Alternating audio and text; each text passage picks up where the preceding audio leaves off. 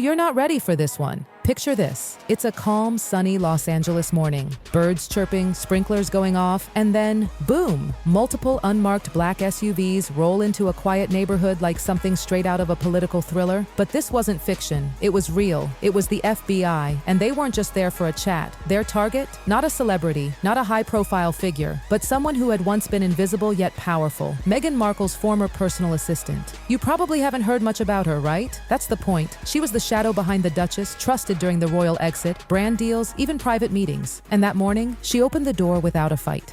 Silent, composed, almost like she was expecting them. But get this, what they found wasn't some dusty MacBook or cute vacation selfies. Oh no. They walked out with a laptop containing over 12 gigabytes of encrypted emails and a name that sent chills down government corridors. A Saudi billionaire, one known for backdoor diplomacy, media manipulation, and silent power plays. Here's the kicker. These weren't just spam emails or PR pitches. These were protected, encrypted, rerouted, and traced straight to someone who knew exactly what they were doing. And buried in all of that, connections back to Meghan. Not tabloid fluff, real trails, real metadata, real alarm bells. And just like that, the royal fairy tale took a turn no one saw coming. Let's talk about the assistant. Who is this woman? She was never in the spotlight, never looking for fame, but behind the scenes? Oh, she was everywhere. She was Meghan's right hand during the messy royal exit, the Netflix buzz, Archewell launches, charity alignments, brand pivots, everything. She sat in meetings that never made headlines. She drafted emails no one saw. She was the gatekeeper. And now, the gate is wide open. Before working for Meghan, she had done communications work for lobbying firms with Middle Eastern clients. Coincidence? Not anymore. She left in 2022, quietly, no announcement, no LinkedIn updates, no Instagram farewells, just gone. And that laptop? It went with her. Along with it, potentially, a treasure trove of secrets. Sources say she communicated directly with the Saudi billionaire in question during her final months with Meghan. Emails discussing media strategy, asset alignment, and content leverage. Excuse me? And there's more. One of the emails, sent during a meeting in LA that she arranged, she was there, she hit send. The FBI was not amused. Was she being used, or was she running her own game? The agents don't know yet, but what they do know is that the assistant wasn't just sending event invites. She was orchestrating, documenting, and maybe even manipulating. Let's dig into the files. Over 12 gigabytes of content. Password-protected folders named boring things like receipts and notes. But inside? Layers of military-grade encryption, time-locked access, masked IPs. This wasn't a Pinterest mom's laptop. This was a spy-grade archive. Emails showed conversations with foreign contacts through burner emails. Yes, actual disposable emails. And who popped up repeatedly? A digital alias tied to Fouad al-Masari, the Saudi billionaire. He's not a celebrity. He's not even public.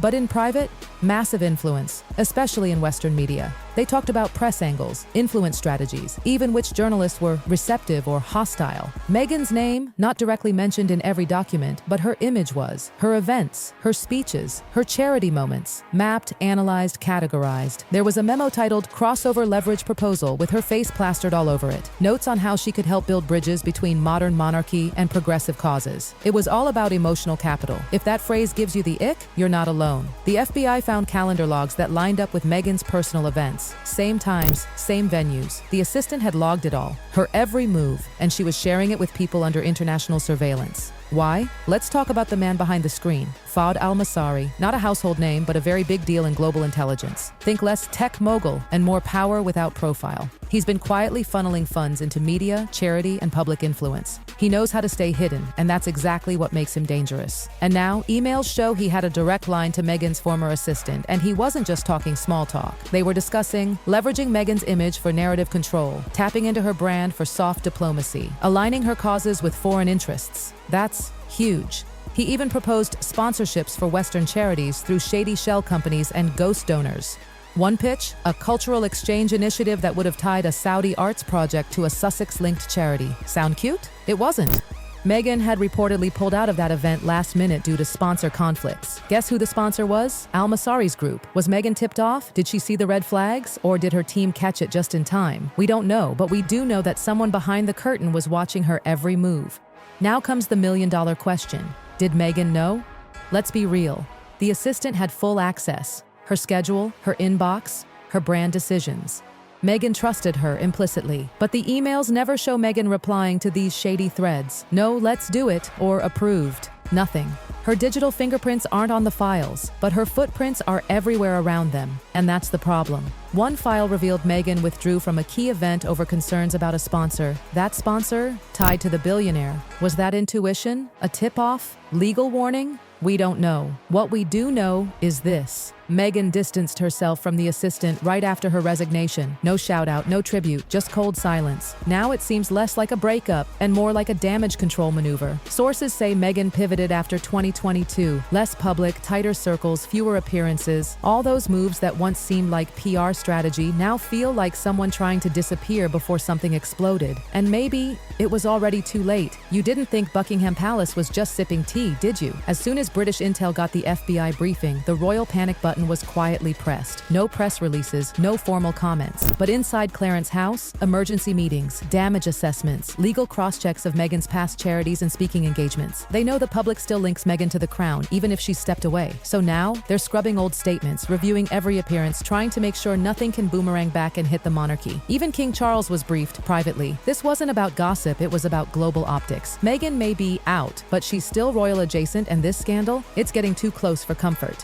While the palace scrambled behind closed doors, Meghan's team couldn't afford to stay quiet. The press was circling like sharks. Headlines were inching closer to her name. And then, boom. Her legal team dropped a carefully crafted statement. Short, sharp, cold as ice. Meghan has had no knowledge of, nor involvement in, any external communications between former staff and any foreign individuals or entities. That was the line. The shield. No emotion, no warmth, just legal armor. They doubled down, saying the assistant had left years ago, had no access to sensitive material since, and that Meghan fully supports lawful investigations. And then came the dagger. To suggest otherwise is both defamatory and categorically false. Translation: back off. We're lawyered up. But behind the curtain, Meghan's team wasn't just writing statements. They were digging, fast. Every ex-staffer contacted, every NDA reread, every file scrubbed, every digital trail wiped and rechecked. They even pulled in international law experts and forensic specialists. Why? Because they knew this wasn't a tabloid problem anymore. This was federal, this was international, this was serious. And Meghan? Sources say she stayed calm but tightened her circle. Friends were told to keep quiet. No leaks, no texts, no speculation. Because when the FBI is involved, one wrong word can sink everything. While Meghan's camp tried to get ahead of the storm, the woman at the center of it, the former assistant, finally made her move. She hired a lawyer, a serious one, white-collar crime experience, national security background. And here's the twist. Insiders say she might cooperate. You heard that right.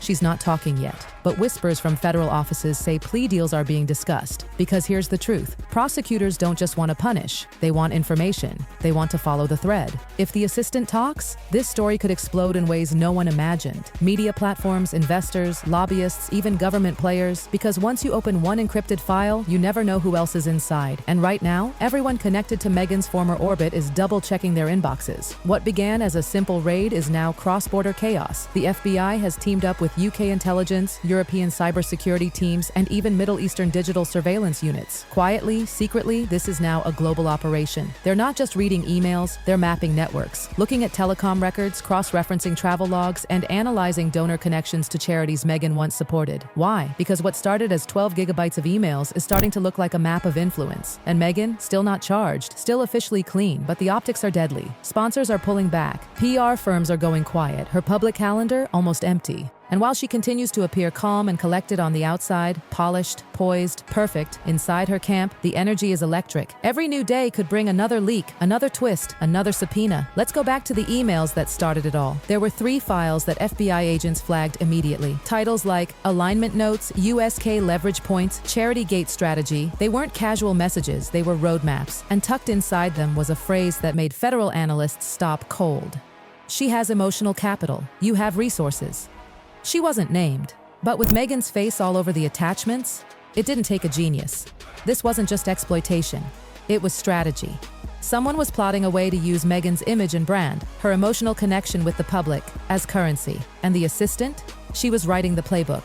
One file, never publicly released, proposed linking a Saudi-backed art fund with a Western charity Meghan had supported. Another suggested placing favorable narratives in US media outlets, some of the same outlets where Meghan had done interviews in the past. It was subtle, but dangerous. And most terrifying of all, none of these proposals ever officially went through, meaning someone was planning, quietly, carefully, behind Meghan's back, or maybe not. Inside Buckingham Palace, the silence is strategic. King Charles has been briefed. Royal advisors are reviewing every past tie between Meghan and the crown. Every speech, every handshake, every photo opportunity. This isn't about Meghan anymore. This is about the throne. Because if even one connection, no matter how indirect, leads from a Saudi billionaire to a former royal aide and then back to the institution, it's not just a scandal, it's a crisis. And let's be honest, the royal family can handle drama, but foreign influence? That's nuclear. So now, behind stone walls and gilded doors, they're playing the game they know best: distance, denial, and discretion.